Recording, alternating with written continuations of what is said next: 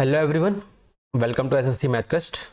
आशा करता हूँ कि आप सभी अच्छे होंगे और अपनी पढ़ाई में व्यस्त होंगे। तो चलिए आज हम अपना 19 डोज लेंगे और आशा करता हूँ कि आप डेली मिक्स क्वेश्चन की प्रैक्टिस कर रहे होंगे, है ना। और ये चीज़ मैं आपको हर सेशन में रिपीट करता हूँ क्योंकि इसका इंपॉर्टेंस ये है कि आपको ना इससे आपकी रियलिटी पता चलेगी, है ना, कि आपका कौन सा चैप्टर स्ट्रांग है, कौन सा वीक है। और जो वीक है आप उस पर वर्क करोगे फिर, ठीक है। तो वो कब होगा? जब आप मिक्स क्वेश्चन की प्रैक्टिस करोगे, आप चैप्टर वाइज कर रहोगे, उससे चीज़ें नहीं पता चलेगी। अगर आपका एक बार सिलेबस हो चुका है ना, तो आप मिक्स क्वेश्चन की प्रैक्टिस करिए और साथ ही साथ में मॉक दीजिए, है ना। और एनालाइज करिए कि आप कौन सा टॉपिक आपका वीक है और उस पर वर्क करिए, ठीक है। तो ये चीज़ करिए। और ये सीरीज़ का मोटिव ये नहीं है कि आपको बस क्वेश्चन कराना है, इस सीरीज़ का मोटिव ये है कि आपको जो कॉन्सेप्ट मल्टीपल टाइम्स रिपीट हो रहा है ना, उसको मल्टीपल टाइम्स रिवीजन करना, ठीक है। तो मैं इस सीरीज़ के माध्यम से यही करता हूँ कि आपको जो भी कॉन्सेप्ट आ रहे हैं, जो भी कॉन्सेप्ट प्रीवियस ईयर में रिपीट हो चुके हैं, मैं उन्हीं को ला रहा हूँ और उन्हीं के कॉन्सेप्ट को बार बार डिटेल वे में पूरा कंप्लीट करा रहा हूँ, ठीक है। आपको ये चीज़ मल्टीपल टाइम रिवीजन करना चाहिए और डेली प्रैक्टिस करना चाहिए, ठीक है। इस पे फोकस रखना है। और देखिए, आप चीज़ों के लिए भटकिए मत कि आपको ये भी करना है, ये भी करना है, ये भी करना है। आप ये करिए कि आपको क्या नहीं पढ़ना है, क्या पढ़ना है, ठीक है। सेलेक्ट करिए और ज़्यादा कंटेंट के पीछे मत भागिए, है ना। जो आपके पास है, जहाँ से आपने पढ़ा था वो करिए। उसके बाद कंप्लीसन होने के बाद आप प्रैक्टिस की तरफ बढ़िए, ठीक है। तो इतना सा फंडा अपनाएंगे ना, तो आपको चीज़ें इंप्रूव होते हुए दिखेंगे। नहीं तो आप क्या करोगे, ये भी पढ़ लोगे, सेम टॉपिक यहाँ से भी पढ़ोगे, वहाँ से भी पढ़ोगे, उससे आपको कोई बेनिफिट नहीं मिलेगा, आपका टोटली वेस्ट ऑफ टाइम है, ठीक है। तो ये चीज़ रियलाइज़ करो। और आपका जो भी टॉपिक वीक है, वीक और कैसे पता चलेगा? जब आप मिक्स क्वेश्चन की प्रैक्टिस करोगे, ठीक है। उससे आपको स्पीड भी पता चलेगी कि आपको क्वेश्चन रैंडम आ रहे हैं तो आप अटेम्प्ट कर पा रहे हो कि नहीं कर पा रहे हो, ठीक है। और साथ ही साथ में आपके कॉन्सेप्ट तुरंत क्लिक कर रहे हैं कि नहीं कर रहे हैं जब आप क्वेश्चन कर रहे हो, ठीक है। जब आप मिक्स क्वेश्चन की प्रैक्टिस करोगे, ठीक है, क्योंकि डिफरेंट डिफरेंट चैप्टर आएंगे, उसके कॉन्सेप्ट आएंगे, है ना। तो एट अ टाइम आपको यूज़ करना पड़ेगा। तो इस चीज़ के लिए आपको मेंटली प्रिपेयर होना पड़ेगा।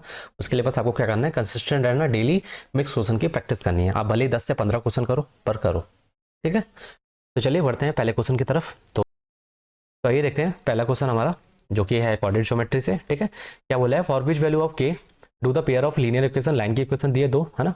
3kx plus 4y equal to k two नहीं है, ये आपका के स्क्वायर है, ठीक है। एंड द दूसरी लाइन की इक्वेशन दी है 6x plus 2ky equal to 8 can not have a unique solution, ठीक है। तो पहले आइए जान लेते हैं कि डिफरेंट टाइप ऑफ सोल्यूशन कौन कौन से सोल्यूशन होते हैं। एक पहला हमारा यूनिक सोल्यूशन मिलता है, कब मिलता है वो मैं बताऊंगा आपको। दूसरा आपका नो सोल्यूशन, ठीक है। और तीसरा आपका इनफिनाइट सोल्यूशन। तो ये तीनों कंडीशन आपको याद होनी चाहिए। तो हमें किस कंडीशन में हमें नो सोल्यूशन मिलेगा, किस कंडीशन में हमें इनफिनाइट सोल्यूशन मिलेगा, किस कंडीशन में हमें यूनिक सोल्यूशन मिलेगा, ठीक है। तो पहले ये जानिए कि मैं दो लाइन की इक्वेशन ले रहा हूँ। पहला a1x प्लस b1y, है ना, b1 है, b1y इक्वल टू c1, ठीक है। उसी तरीके से दूसरी लाइन की इक्वेशन लेता हूँ, a2x plus b2y plus c2, ठीक है। ये दो लाइन की इक्वेशन। अब यूनिक सोल्यूशन कब मिलता है? जब ये दो लाइन है L1 और L2, है ना, आपस में इंटरसेक्ट करते हैं। तो किसी एक पॉइंट पे इंटरसेक्ट करेंगे तो ये मान लो एक्स वाई कोऑर्डिनेट है, आएंगे। तो इस पॉइंट पर अगर एक यूनिक पॉइंट मिल रहा है, कब मिलेगा? तो उसके लिए कंडीशन क्या है कि a1 अपॉन a2 एक्स का कोफिशिएंट का रेशियो, है ना, नॉट इक्वल टू होना चाहिए b1 अपॉन b2, मतलब y के कोफिशिएंट के रेशियो के इक्वल नहीं होना चाहिए, ठीक है। तब हमारा क्या होगा? यूनिक सोल्यूशन हमको मिलेगा, ठीक है। समझ में? नो सोल्यूशन कब मिलता है? जब दो लाइन आपस में क्या होती है? पैरेलल होती है, इनके बीच में इंटरसेक्टिंग पॉइंट है, नहीं है, कोई नहीं है ना, तो हमें क्या मिलेगा? No solution. तो उसके लिए कंडीशन क्या है? a1 अपॉन में a2, b1 अपॉन में b2, ठीक है। ये रेशियो तो इक्वल होगा, पर not equal to c1 upon में c2, ठीक है। मतलब x का कोफिशिएंट का रेशियो इक्वल टू होगा किसका? y के कोफिशिएंट के, पर c मतलब कांस्टेंट टर्म का कोफिशिएंट के इक्वल नहीं होगा, ठीक है। ये चीज़ समझ में है आपको, है ना। अब आ जाइए किस पे? Infinite solution. इनफिनाइट सोल्यूशन कब मिलता है? मान लो एक लाइन है, उसी के ऊपर दो लाइन है, ठीक है। उसी के ऊपर दूसरी लाइन भी है, L1 भी L2 भी किस ऊपर? एक दूसरे के ऊपर है, ठीक है, एक दूसरे के ऊपर है। इसका मतलब क्या हुआ कि मतलब ये दोनों line infinite number of points पे क्या कर रहे होंगे? इंटरसेक्ट करेंगे, क्योंकि एक के ऊपर एक लाइन है ना। तो डिफरेंट पॉइंट्स पे क्या होंगे? मीट कर रही होंगी, इसलिए इंटरसेक्शन पॉइंट क्या हो जाएंगे? इनफिनाइट हो जाएंगे, इसलिए क्या बोलते हैं? इनफिनाइट सोल्यूशन मिलेंगे हमको, मतलब एक्स वाई की इनफिनाइट वैल्यू मिलेगी, ठीक है। इसका मतलब ये है, ठीक है। तो क्या हो जाएगा? इसके लिए कंडीशन क्या है? a1 अपॉन में a2, b1 अपॉन में b2, तीनों का रेशियो क्या हो जाएंगे?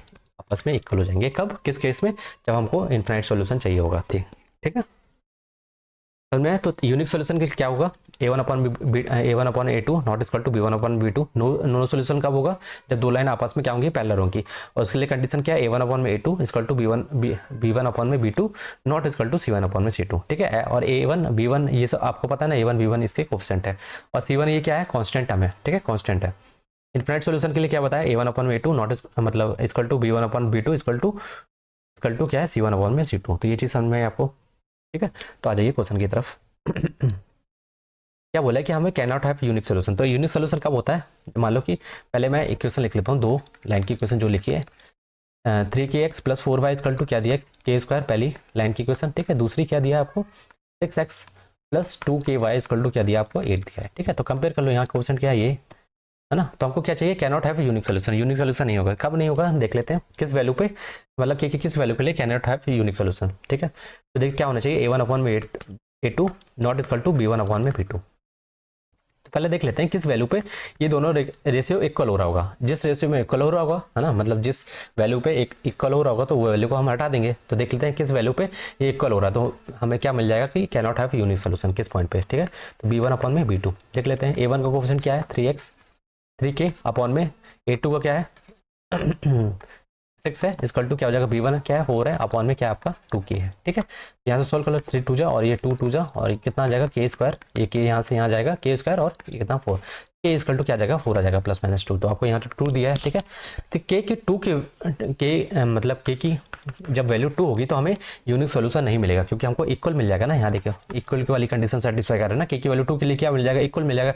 पर हमको क्या नहीं चाहिए, मतलब बताना है कि ये किस वैल्यू के लिए हमारे पास यूनिक सोल्यूशन नहीं होगा, तो वो क्या होगी वैल्यू के की 2 होगी, ठीक है। ये चीज़ समझ में आया आपको, है ना। तो मैं आगे बढ़ूँ, चलिए नेक्स्ट क्वेश्चन की तरफ बढ़ते हैं। तो ये तीन ही कंडीशन आपको पता होनी चाहिए, ठीक है। लाइन की यूनिक सोल्यूशन कब मिलेगा, नो सोल्यूशन कब मिलेगा और इन्फिनिट सोल्यूशन कब मिलेगा, ठीक है। अब आ जाइए सेकंड क्वेश्चन पे। सेकंड क्वेश्चन क्या बोल रहा है, if cos x plus sec x equal to क्या दिया है 34/15 दिया है, then the find the value of sin x plus cos x। तो पहले देखिए आपको पैटर्न समझ में आना चाहिए। cos और sec x में क्या रिलेशन है बताइए जरा। तो अगर मैं cos x को मान लूँ, cos x को क्या मान लूँ a मान लूँ, तो हमारा sec x क्या हो जाएगा 1/a हो जाएगा, क्योंकि साइन और सॉरी 1/a हो जाएगा। क्यों, क्योंकि cos x इनमें क्या है इनवर्स रिलेशन है, अपोजिट है ना। तो क्या मान लिया मैंने इसको a मान लिया, तो ये क्या हो गया 1/a, तो a plus 1/a equal to क्या हो गया आपका 34 कितना हो गया 15 हो गया। अब इसको सॉल्व करना पड़ेगा क्योंकि अपन को यहाँ तो वैल्यू दी नहीं है, ठीक है। तो इसको सॉल्व करोगे क्या हो जाएगा a स्क्वायर 1 है ना इक्वल टू क्या हो जाएगा आपका 34a अपॉन में क्या हो जाएगा 15 होगा। 15 से इंटू कर दो कितना हो जाएगा 15a स्क्वायर प्लस 15 प्लस ये कितना हो जाएगा आपका 34a हो जाएगा। 34 हो जाएगा तो 15a स्क्वायर और ये इधर ले आओ इसको 34 क्या हो जाएगा a हो जाएगा और इधर क्या हो जाएगा 15 इक्वल टू 0। तो यहाँ से a की वैल्यू फाइंड कर सकते हो ना क्वाड्रेटिक इक्वेशन। तो क्वाड्रेटिक इक्वेशन के लिए मैंने आपको कैलकुलेशन बूस्टर सीरीज में आपको क्वाड्रेटिक इक्वेशन के रूट्स कैसे फाइंड करना है वो मैंने बता चुका। कैसे फाइंड करना है आप पहले देखिए, यहाँ पे कोई कोएफिशिएंट है, हाँ है, इसको ब्रेक कर लो 3 5 जा, ठीक है। मैंने ब्रेक कर लिया, इसको भी ब्रेक कर लो कितना 5 3 जा, ठीक है, ब्रेक कर लिया। अब देखना है ऐसा नंबर ढूंढना है, अब यहाँ पे नोटिस करना है क्या है यहाँ प्लस है, तो ऐसा नंबर ढूंढना है जिनको मतलब 2 नंबर मतलब इन्हीं से बनाना है, ये 3 इंटू 5 और 5 इंटू 3, ठीक है, इनको मिला के बनाना है। ऐसा नंबर बनाना है जिनका सम करने पे क्या मिले मुझे 34 मिले। तो क्या ले लूँ 55 25 है ना, 5 5 जा, मान लो ये हमको दिए हैं फैक्टर दिए हैं 5 5 और 3 3, 5 5 जा कितना 5 5 जा 25 और 3 3 जा 9, इनको ऐड करूँगा कितना होगा 34 मिलेगा। हाँ तो ऐड करने पे आ रहा है तो 2 नंबर मिल गए मुझे, तो इसका मतलब रूट्स क्या होंगे मेरे, एक होगा मेरा 25 होगा, एक कितना होगा हमारा 9 होगा, क्योंकि दोनों को ऐड करने पे कितना मिला 34 मिला। तो एक रूट 25 होगा, एक क्या होगा हमारा 9 होगा, ठीक है समझ में। और दोनों प्लस होंगे, क्या होंगे दोनों रूट कैसे होंगे पॉजिटिव होंगे। अब देखिए यहाँ पे क्वेश्चन क्या है 15, तो आपको 15 से डिवाइड भी करना पड़ेगा, बस डिवाइड कर दो, ठीक है।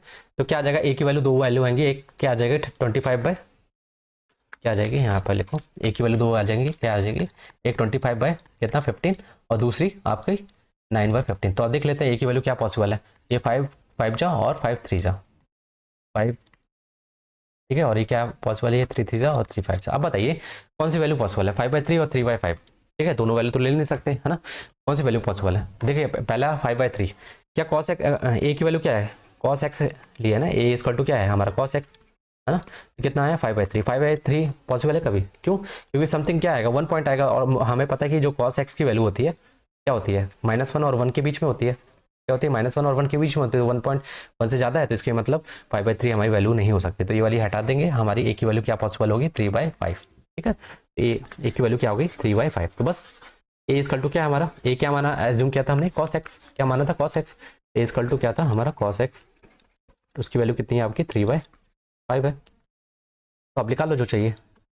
तो पहले ये देखिए लगाइए, cos x क्या होता है, परपेंडिकुलर बेस बेस अपॉन में हाइपोटेन्यूज, बेस क्या आपका 3 है और हाइपोटेन्यूज कितना 5 है, 3 4 5 ये कितना हो गया 4 हो गया। ठीक है, तो आपको क्या निकालना, sine x plus cosec x की वैल्यू निकालनी है। तो साइन एक्स कितना होता है, परपेंडिकुलर हाइपोटेन्यूज 4/5 और साइन एक्स कितना होता है आपका, कॉसेक एक्स कितना होता है आपका, उल्टा कर दो 5/4। ठीक है, तो निकाल 4 5 20 और 1 4 4 16, ये कितना हो जाएगा 25। ठीक है, तो ऐड कर लो 6 5 11 1 2 1 3 4 अपॉन 20, तो कितना हो जाएगा आपका 41/20। तो समझ में आया कैसे किया मैंने, पहले यहाँ मैंने एज्यूम कर लिया cos x को a मान लिया, यहाँ से क्वाड्रेटिक बन गई, क्वाड्रेटिक एक की वैल्यू मिले, एक की वैल्यू मैंने क्या एज्यूम की थी cos x, है ना। तो cos x की वैल्यू मिलने के बाद मैंने क्या लगाया, फिर पाइथागोरस थ्योरम लगा के ट्रिपलेट लगा लिया। 3 4 5 का ट्रिपलेट होता है ना आपको, 3 4 5 का ट्रिपलेट होता है, तो अब मैंने लगा के साइन एक्स और cos x की वैल्यू निकाल ली। ठीक है, जो हमें फाइंड करना था, समझ में आया आपको। ठीक है, तो बस आपको मेन था क्वाड्रेटिक सॉल्व करना, क्वाड्रेटिक सॉल्व करके ए की वैल्यू फाइंड करना, ए की वैल्यू हमने क्या एज्यूम कर दी cos x। ठीक है, तो मैं चलिए नेक्स्ट क्वेश्चन की तरफ बढ़ते हैं। चलिए इसको देखिए क्या बोला है, P X plus and P Y are the two tangent to the circle of centre O. ठीक है, एक सेंटर है, मैं मतलब सर्कल बना लेता हूँ जिसका सेंटर क्या ओ है। अब उसने क्या बोला है, दो टेंजेंट है, मान लो ये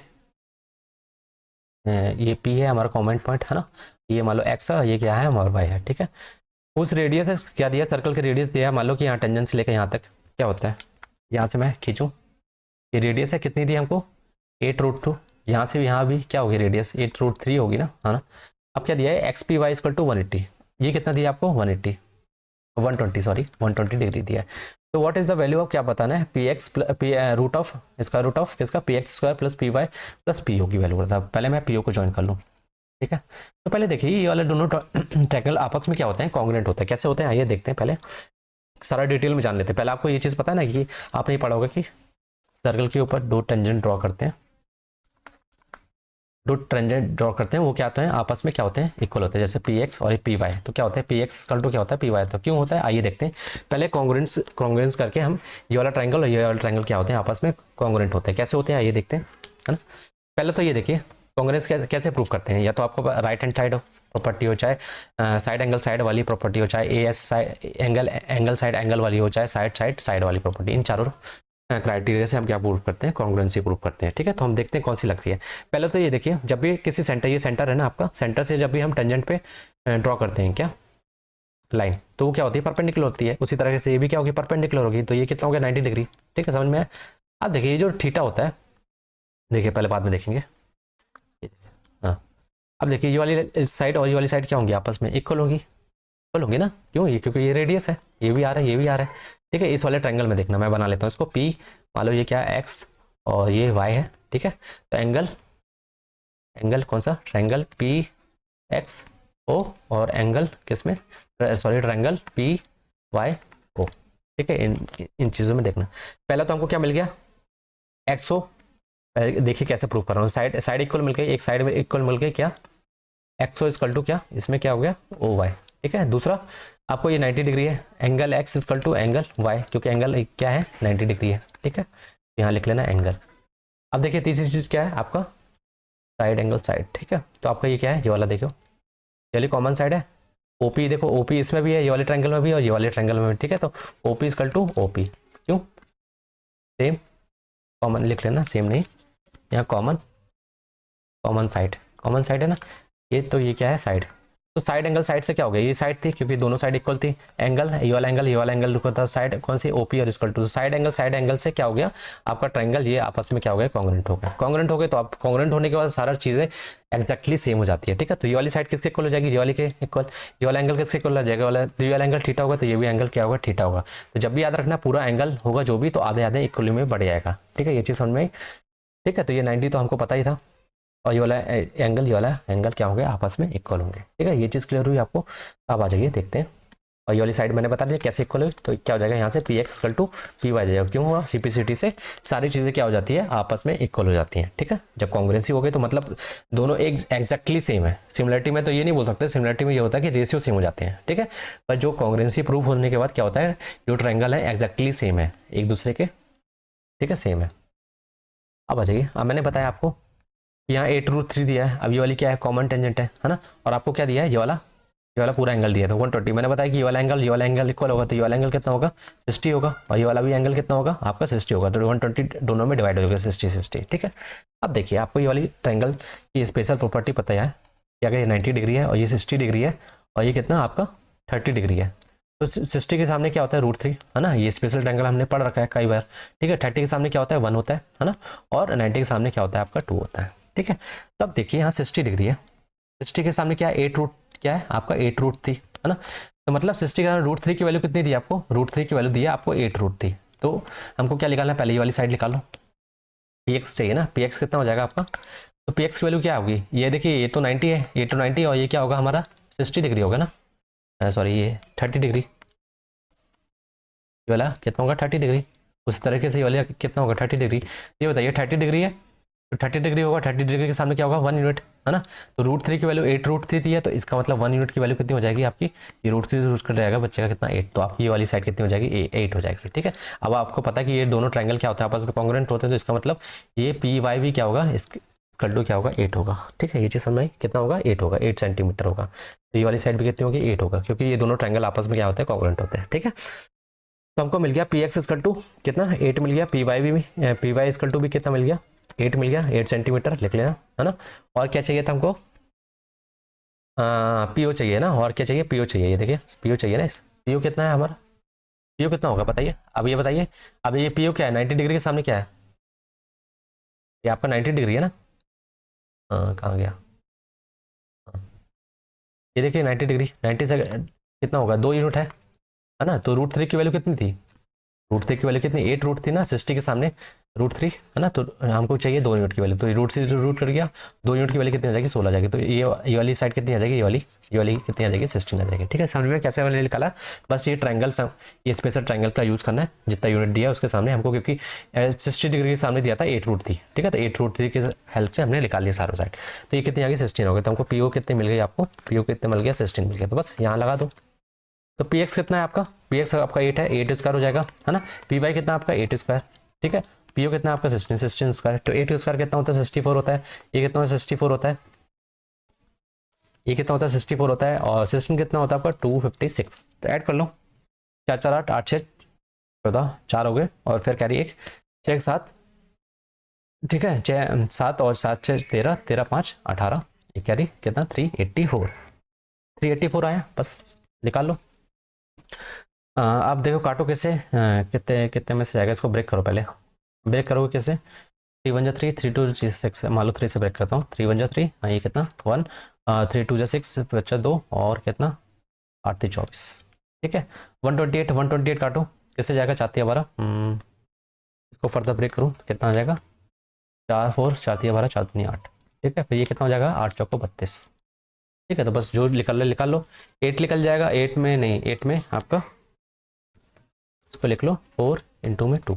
ठीक है, तो 2 बार 4 है, और इसमें से एक 2 निकल जाएगा, इसमें 2 निकल जाएगा, तो एक बार 4 आ जाएगा, एक बार 2 आ जाएगा, और बचेगा कितना 6 बचेगा, 4 3 8 √6। ठीक है, तो हो जाएगा 8 √6 हो जाएगा हमारा आंसर। ठीक है, तो पहला वाला हमारा क्या होगा आंसर होगा 8 √6। समझ में है, तो आपको बस कुछ नहीं करना है, बस ये वाली प्रॉपर्टी ध्यान रखनी है जो मैंने आपको यहाँ बताई है कि आपस में ये वाला ट्रायंगल कॉन्ग्रुएंट होता है, तो ये वाली साइड और ये वाली साइड इक्वल होती है। अब ये थीटा तो जो हमको दिया था, हमने स्पेशल ट्रायंगल लगाया है ना, 60 के सामने हमको दिया था 8 √3, तो हमने सारी साइड फाइंड कर ली। ठीक है, उसके बाद जो बोला है उसने पूछा आप निकाल लोगे। ठीक है, चलिए बढ़ते हैं नेक्स्ट क्वेश्चन की तरफ। अब आ जाइए इंपॉर्टेंट अलजेब्रा का सबसे इंपॉर्टेंट आइडेंटिटी जो कि इसमें यूज़ होती है। ठीक है, तो इससे पहले आपको मैं सारी आइडेंटिटी बताऊंगा अलजेब्रा की, उसके बाद में हम ये वाला क्वेश्चन को अटेम्प्ट करेंगे। ठीक है, तो आ जाइए, जब भी आपको ये क्यूब वाला याद रखना है, a³ + b³ + c³। ठीक है, -3abc, इसके आपको 4 फॉर्मूले हैं, एकदम दिमाग में एकदम बैठे होने चाहिए। ठीक है, कोई सा भी आया जाए, जिस मतलब जो भी आपको कन्वीनियंट लगे क्वेश्चन के अकॉर्डिंग आप उसको यूज़ करिए। ठीक है, जिसकी वैल्यू दी है ना, जो दिया है उसकी वैल्यू अकॉर्डिंग आप फॉर्मूले को यूज़ करना है। तो पहला फॉर्मूला a + b + c, ठीक है, इक्वल टू क्या a² + b² + c² माइनस में ab, है ना, -ab - bc, और माइनस क्या हो जाएगा आपका सी है। ठीक है, समझ में पहला ये। दूसरा आपका a + b + c। ठीक है, अब इसी की वैल्यू होती है आपकी 1/2 a - b का होल स्क्वायर, है ना, प्लस b - c का whole square plus c - a का होल स्क्वायर। ठीक है, समझ में। तीसरी A plus B plus C, ठीक है। फिर क्या होता है 3 A plus B plus C का होल स्क्वायर, है ना। यहाँ 3 नहीं आता, sorry, minus 3 AB plus BC plus CA, ठीक है। अब आ जाइए चौथा, चौथा एक और A प्लस बी प्लस सी, और क्या होता है हाफ ऑफ, क्या होता है उसमें A square plus B square plus C square, यहाँ पे आप 3 लगा लेना। और क्या होता है कि आपका 3 यहाँ पे क्या होता है कुछ नहीं कुछ, हाँ 3 टाइम्स ऑफ ए, और यहाँ पे क्या आ जाएगा आपका ए प्लस बी प्लस सी का होल स्क्वायर, ठीक है समझ में। तो मैंने क्या ये चारों आपको इसके फॉर्मूले याद है, आपको ए प्लस बी प्लस सी दिया है ना, तो आप और ये दिया, ये वाली वैल्यू दी है, तो आप डायरेक्ट ये वाला फॉर्मूला लगाइए, ठीक है। अगर आपका ए माइनस बी और बी माइनस सी इस टाइप का दिया है पेयर कुछ, है ना, तो आप ये वाला फॉर्मूला यूज़ करिए। आपको ये डायरेक्ट दिया है, इसकी वैल्यू दी है, और इसकी वैल्यू ए बी प्लस मतलब A B plus B C plus C A की वैल्यू दी है, तो आप ये वाला फॉर्मूला यूज़, तो इन चारों में से आप कोई सा भी फॉर्मूला यूज़ कर सकते हो, पर ये सारे फॉर्मूला आपको दिमाग एकदम रटे होना चाहिए, ठीक है, ये वाले इसके, ठीक है समझ में। अब आ जाइए इसमें कौन सा फॉर्मूला लगाएगा बताइए। पहले तो आपको क्या दिया है, इसकी वैल्यू फाइंड करनी है, ठीक है। तो क्या लिखा हो पी क्यू ये और R Q minus P Q R, इसकी वैल्यू क्या होती है, अपॉन में क्या दिया है P plus Q plus R. ये देखिए बेसिक तो इसमें ये आता है कि किसके खोला पहले, यहाँ मतलब मैं यहाँ लिखता हूँ, देखो P Q plus Q plus R Q minus में 3 PQR अपॉन में क्या है P plus Q plus R, ठीक है। अब इसकी वैल्यू कितनी होती है, देखो ए प्लस, देखो P Q plus P plus और आर तो आएगा ही, है ना। उसके बाद आपका कौन सा फॉर्मूला लगना वो देखेंगे। अब देखिए यहाँ पे दिख रहा है कुछ पैटर्न दिख रहा है आपको, P minus Q Q minus R और आर माइनस पी, तो हम कौन सा लगाएं इसमें से, तो हमको दिख रहा है ये पैटर्न, है ना, ए माइनस बी, बी माइनस सी, सी माइनस ए, तो हम ये वाला फॉर्मूला यूज़ करेंगे डायरेक्ट, ठीक है। समझ में आइए कैसे यूज़ करेंगे, देखिए अब क्या हो जाएगा, इसकी वैल्यू क्या हो जाएगी, ये वाला 1/2 क्या हो जाएगा पी माइनस क्यू, है ना, पी क्यू आर के फॉर्म में, तो पी माइनस क्यू क्या फिर हो जाएगा Q minus C Q minus R और स्क्वायर प्लस और आर माइनस पी का स्क्वायर अपॉन में क्या है Q plus P plus R, ये तो ये कट जाएगा ऑलरेडी, ठीक है। और 1/2 इसकी वैल्यू कितनी दी है पी माइनस क्यू की कितनी दी है -6 का स्क्वायर, है ना, और प्लस में क्यू माइनस की वैल्यू कितनी दी है 5 का स्क्वायर, और प्लस में आर माइनस पी की वैल्यू कितनी है 1 का स्क्वायर, ये ठीक है। अब सॉल्व करिए 1/2 कितना हो जाएगा 36, ये 25 और ये कितना होगा 1, तो ऐड कर लो कितना होगा 6 6 12, यहाँ लिख लेना 1/2 कितना 1/2 कितना जाएगा 6 12 और एक कितना 12 हुए 3 4 4 2 6, काट लो 3 6 1, कितना जाएगा आपका आंसर ए वाला। सर में तो आपको देखना है कि कौन सा फॉर्मूला लग रहा है, क्या वैल्यू दी है, क्वेश्चन के अकॉर्डिंग आपको उस फॉर्मूले को यूज़ करना है, ठीक है समझ में। चलिए नेक्स्ट क्वेश्चन की तरफ बढ़ते हैं। तो ये आपको सारे आइडेंटिटी अलजेब्रा की इंपॉर्टेंट फॉर्मूला है, ये आपको याद होना चाहिए। चलिए नेक्स्ट क्वेश्चन की तरफ बढ़ते हैं। ये हमारा कौन सा क्वेश्चन था, ये सेकंड था, ये थर्ड था, है ना, ये फोर्थ था हमारा, और ये हमारा फिफ्थ क्वेश्चन है, ठीक है। A dairy formula can contain 6 litre of milk, ठीक है, कंटेंस मतलब जो dairy formula can contains 6 litre of milk, ठीक है। His wife add some water to it, ठीक है, पहले कितना था 6 लीटर क्या था हमारा मिल्क था, फिर क्या किया उसने wife add some water to it, ठीक है सर, मतलब उसमें ऐड कर दिया 6 लीटर में पानी ऐड कर दिया, सच डेट मिल्क एंड वाटर का रेशियो कितना बन गया 4:1। अब ये बताइए तो मिल्क तो क्वांटिटी कितने हो सेम ही रही होगी, है ना, तो मिल्क क्वांटिटी सेम रहेगी, इसका मतलब 4 यूनिट की वैल्यू दी है, ये मिल्क और वाटर का रेशियो दिया है ना, देखो यहाँ लिख लेता हूँ पहले, मिल्क और वाटर का रेशियो दे रखा है हमको कितना 4:6। अब हमको पता है 6 लीटर था, हमको मिल्क तो दूध तो ऐड नहीं किया गया, क्या ऐड किया गया वाटर ऐड किया गया, तो वाटर ऐड किया तो इसका मतलब 6 लीटर, तो 4 की यूनिट की वैल्यू कितनी दी हमको 6, तो मतलब वाटर कितना है देख लेते हैं ना, वाटर कितना है, जब 4 लीटर मतलब 4 यूनिट अगर वाटर है मतलब मिल्क है तो वाटर देख लेते हैं कितना है, तो 4 यूनिट की वैल्यू 6 दी है ना, 4 यूनिट की वैल्यू 6 दी है, तो 1 यूनिट की वैल्यू कितनी हो जाएगी 4 इंटू में 1, ठीक है समझ में कैसे निकाला हूँ, मतलब 4 यूनिट की वैल्यू दी है हमको कितनी 6 दी है, तो 1 यूनिट की वैल्यू निकालनी, इसकी वैल्यू तो कितनी हो जाएगी कितनी हो जाएगी 6/4 इंटू में 1, कितना 2 3 जा और 2 2 जा, तो कितना हो जाएगा आपका इक्वल टू 1.5, ठीक है, 2 से डिवाइड करोगे तो कितना हो जाएगा 1.5, तो कितना वाटर कितना हो जाएगा 1.5 लीटर हो जाएगा, ठीक है। जब 6 लीटर हमारा दूध था तो वाटर कितना हो गया 1.5 लीटर, ठीक है, बस इतना आ गया ना, आप कुछ नहीं करना। आप देखिए अब उसने क्या बोला कि सच दैट मिल्क वाटर इतना हो गया, how many litres of milk should the farmer add so that the milk and water ratio इतना। अब ये देखिए, अब रेशियो कितना हो गया, अब कितना हो गया आपका 6 लीटर ये है, मिल्क है, दूध है, और ये कितना है आपका 1.5। अब उसने क्या बोला है कि how many litres of milk should be added, मतलब कितना दूध ऐड करें, है ना, so that the milk and water का रेशियो कितना हो जाएगा 5:1। तो पहले कितना था मैं ये देख लेता हूँ, उसमें इंटरेस्टेड हूँ। पहले कितना था 4:1 था वाटर का, अब कितना हो गया, ये हो गया। इसका मतलब हमारा पानी तो चेंज नहीं हुआ है ना, मिल्क वाटर। आप देखिए यहाँ तो क्या वाटर चेंज हो रहा था, वाटर चेंज हुआ। अब यहाँ पर क्या हो रहा है, मिल्क चेंज हो रहा है ना, मिल्क चेंज हो रहा है, मतलब 4 से 5 हो रहा है। अब देखो यहाँ वाटर की क्वांटिटी सेम है, रेशियो सेम है। अगर नहीं होता तो हम क्या करते, सेम बनाते। अब यहाँ ऑलरेडी 1 है, यहाँ भी 1 है, वाटर का चेंज नहीं हुआ है। इसका मतलब मिल्क चेंज हो, कितना यूनिट चेंज हुआ, 1 यूनिट। ठीक है, समझ में 1 यूनिट।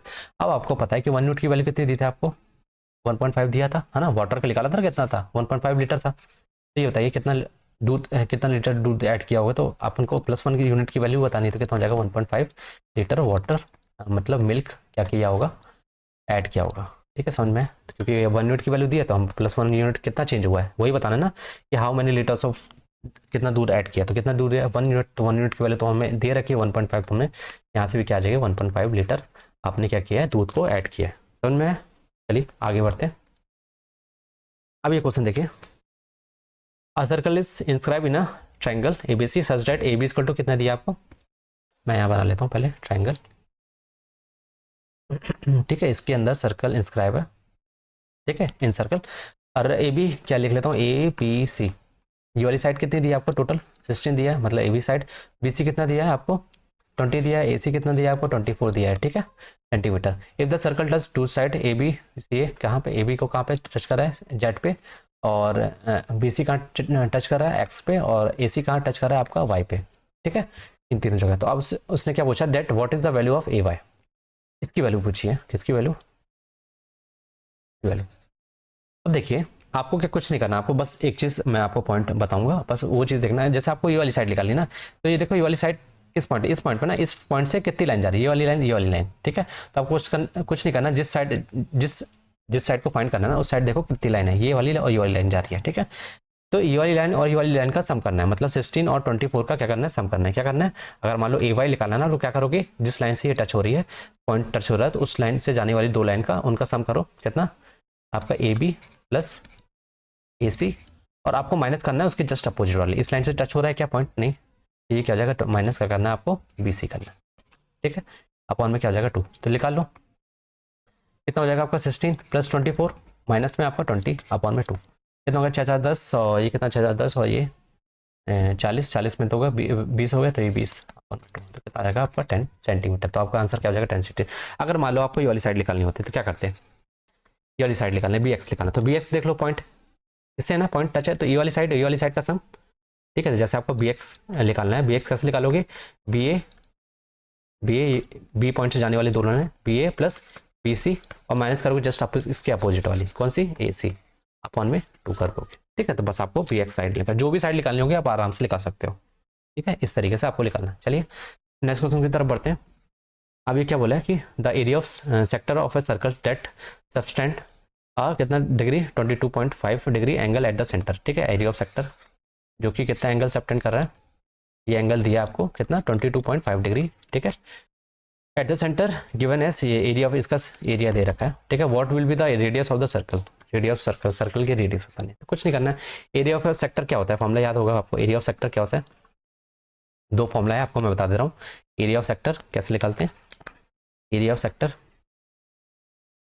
इक्वल टू क्या होता है, θ/360, कितना एंगल सबटेंड कर रहा है, कितना है ना, इनटू में पाई आर स्क्वायर, एरिया है ना तो पाई आर स्क्वायर। अगर मान लो बोलता लेंथ ऑफ आर्क, इसकी लेंथ निकालने को बोलता है ना, एरिया फाइंड करने को बोलता है, कभी कभार क्या आता है लेंथ ऑफ आर्क।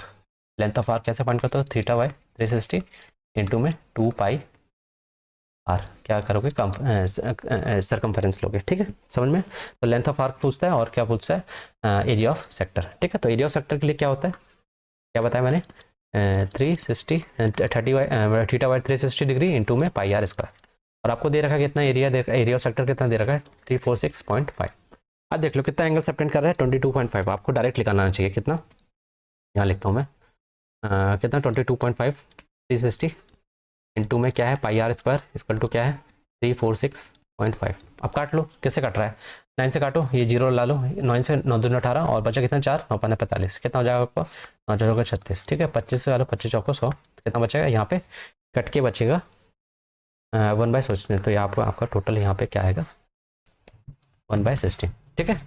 अब 22/7 को लिख लो, 22/7 आर की वैल्यू निकालनी है, ठीक है। 2 से काट लो, 2 11 जा और कितना हो जाएगा 2 8 जा, ठीक है। समझ में आप देखो 11 का ट्रैक है, ठीक है 34 है ना, 30 कितना 3 टाइम्स 11, 3 टाइम्स 33, 1 बचा, 11 1 जा 11, 5 बचा, कितना हो जाएगा 5, ठीक है।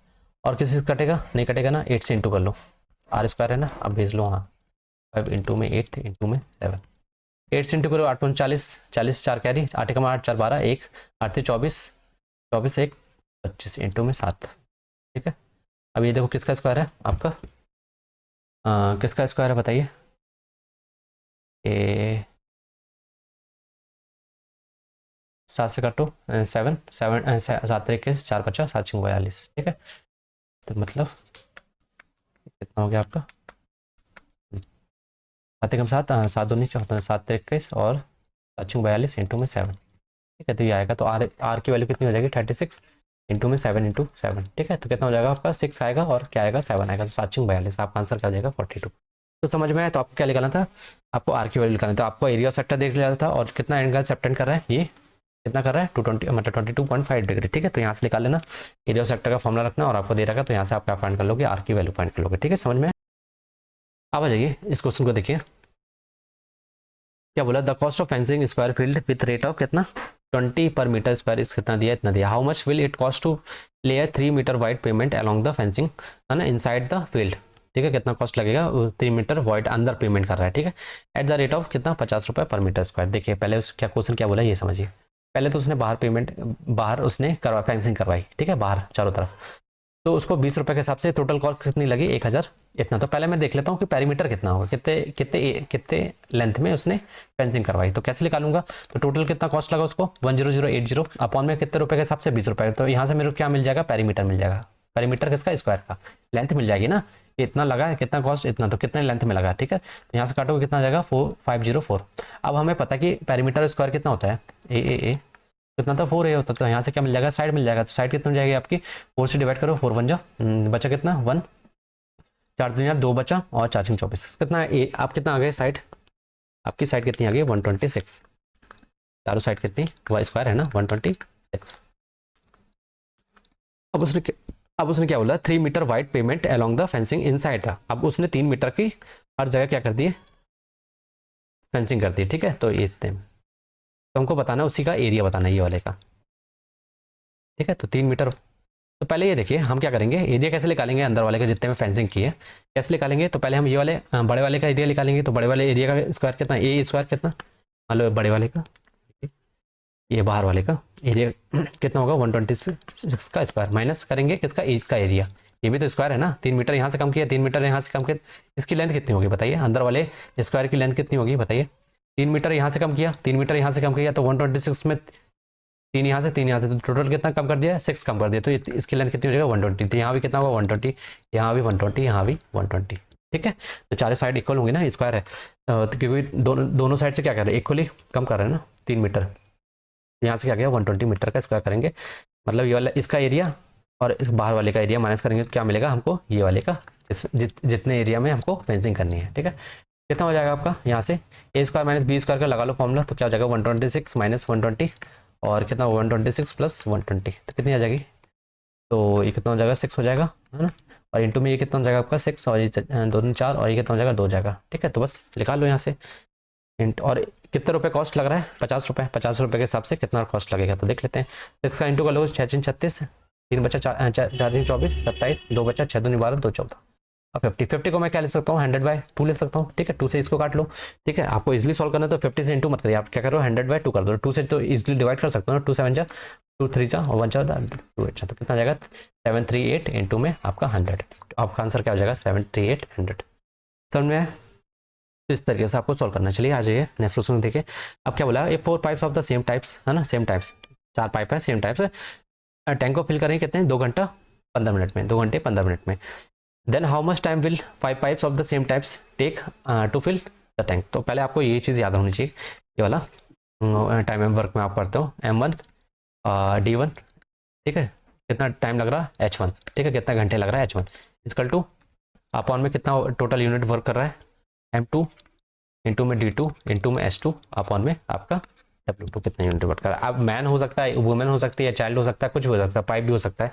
कितने नंबर ऑफ, अब यहाँ पे 4 पाइप्स दिए तो क्या करेंगे, 4 पाइप्स कितने घंटे में टैंक को भर रही है, 2 घंटा 15 मिनट। 2 घंटा कितना होता है, 2 घंटा मतलब 120 मिनट प्लस 15 मिनट अलग, तो कितना हो गया 135 मिनट में भर देता है। मैंने 2 घंटा 15 मिनट को चेंज कर लिया किसमें, मिनट में, ठीक है। अब उसी टैंक को how much time will the 5 pipes कितने घंटे में उसको भरेंगे, सेम टैंक को कितने घंटे में भरेंगे। तो बस कुछ नहीं करना है, कितने घंटे में 5 पाइप्स भरेंगे, हमको टाइम नहीं पता, मान लो टी है, ठीक है, तो यहाँ से निकालो, 5 से काट लो, कितना 5 10 5 इंटू कर लो, तो टी इक्वल टू कितना जाएगा 7 चौक 28 और बचा कितना 4 दूनी 8 2 10, कितना है ये, तो इतने मिनट लग रहा है हमको क्या 5 को ऑफ सेम टाइम्स कितना इतना टाइम लग रहा है 108 मिनट लग रहा है। अब इसको कितने में घंटे में बदल करना है, तो आपको क्या करो 60 डिवाइड कर लो, 60 डिवाइड करो कितना हो जाएगा 1 टाइम जाएगा, बचेगा क्या 48 बचेगा अपॉन 60, तो कितना इंटू कर लो 60 से, तो कितना लगेगा टाइम 1 घंटा 48 मिनट लगेगा 5 पाइप ऑफ सेम टाइप्स को भरने में, ठीक है, टैंक को भरने में, ठीक है, समझ में आए। इस तरीके से आपको सॉल्व करना है। चलिए आइए नेक्स्ट क्वेश्चन की तरफ, और ये हमारा शायद लास्ट क्वेश्चन है।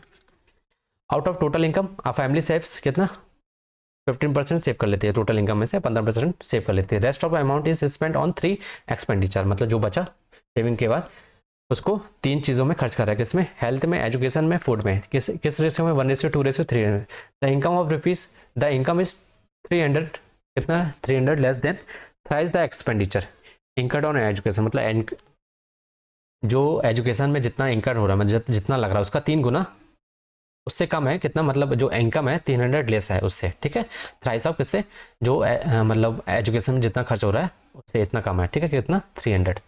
What is the difference between the saving and expenditure incurred on health, ठीक है, तो बताना है हमको डिफरेंस, बताना है difference between the saving and the expenditure incurred on health, इनके बीच का डिफरेंस बताना। तो आइए देखते हैं, पहले आपको पता होना चाहिए इनकम इक्वल टू क्या होता है, एक्सपेंडिचर प्लस में सेविंग, ठीक है। तो 15% की सेविंग हुई, इसका मतलब आपका बचा, मतलब 100% आपकी इनकम थी, उसमें से 15% आपने सेव कर दिया, तो आपका बचा कितना एक्सपेंडिचर, 85% आपका कितना एक्सपेंडिचर, ठीक है।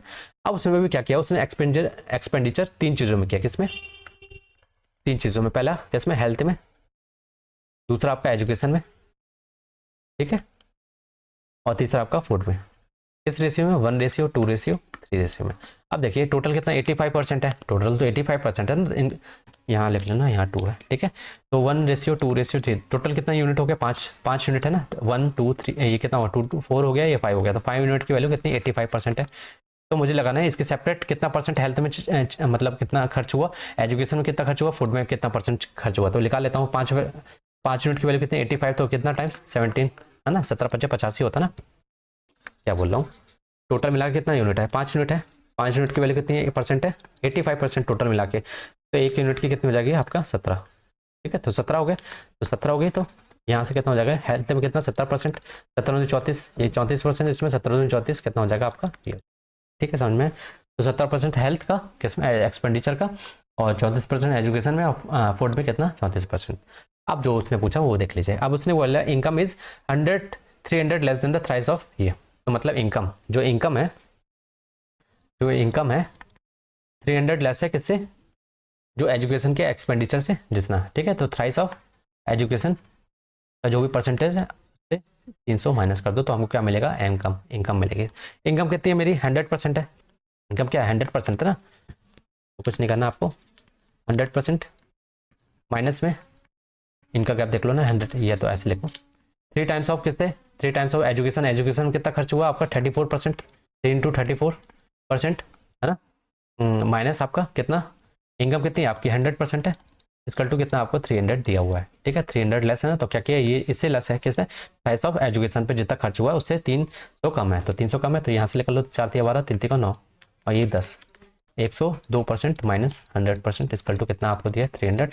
इसका मतलब क्या हुआ, दिया नहीं है, मतलब इसके अप्रॉक्सिमेट, तो 2% की वैल्यू कितनी है, यहाँ से डिफरेंस कितना है 200% की वैल्यू कितनी है, 2% की वैल्यू कितनी है 300 दी है, 1% की वैल्यू कितनी हो जाएगी आपकी कितनी हो जाएगी 150 हो जाएगी। अब आपसे क्या पूछा है, what is the difference between the saving and expenditure, ठीक है। सेविंग कितनी थी आपकी 15%, है ना। सेविंग कितनी थी 15%, और आपकी हेल्थ पे कितना खर्च हुआ है आपका 70%। तो 70% कितना, इनके बीच का डिफरेंस कितना है 2% का ना। तो आपको क्या बताना है 2% की वैल्यू बतानी है। 2% की वैल्यू तो ऑलरेडी दे रखी थी 300, तो आपके आंसर कितना हो जाएगा 300 हो जाएगा। 300 रुपये खर्च हुआ है, मतलब जो डिफरेंस है, ठीक है, सेविंग और किस में, हेल्थ में। ठीक, परसेंटेज में क्यों है यहाँ देखो, हम 100% बेस मान के चल रहे हैं ना, इसलिए सब परसेंटेज में, इसलिए डिफरेंट नहीं है। ठीक है, समझ में आया। तो यहाँ से हमने डायरेक्ट यहाँ से डिफरेंस लिख लिया 15% और 70%, इनके बीच का डिफरेंस कितना था 2%। तो 2% की वैल्यू बतानी थी। 1% कितना है 150 आया, तो 2% अब कितना हो जाएगा हमारा 300 हो जाएगा। ठीक है, ये चीज़ समझ में आई। तो इस तरीके से आपको जो भी पूछेगा आप निकाल सकते हो आराम से, समझ में।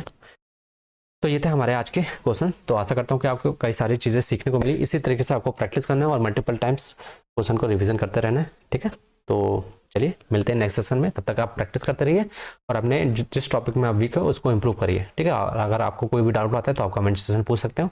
और अगर आपको ये सीरीज़ अच्छी लगती है तो आप लाइक करिए, शेयर करिए, और फीडबैक देना जरूरी है। ठीक है, आपको देना है। ठीक है, अगर आपको अच्छा लग रहा है तो। ठीक है, तो चलिए मिलते हैं नेक्स्ट सेशन में। तब तक के लिए बाय, टेक केयर।